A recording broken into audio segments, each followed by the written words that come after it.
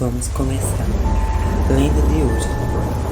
Kushisaki Onna, Japão. Não sei se é assim que se pronuncia, mas vamos começar.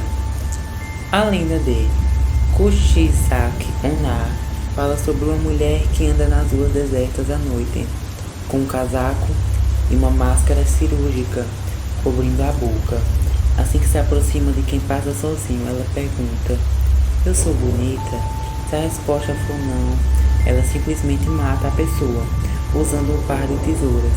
Agora, se for sim, chega a parte mais assustadora.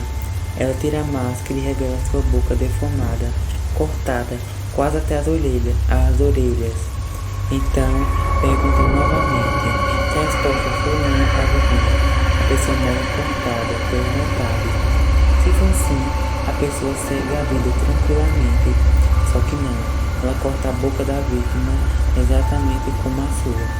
Uma lenda parecida está registrada no livro de história japonês, do período que é a briga entre os anos de 1603 e 1868. Ela pode ser a origem da versão moderna. Bom pessoal, esse foi o lenda de hoje. Espero que vocês tenham gostado. Um beijo e até a próxima.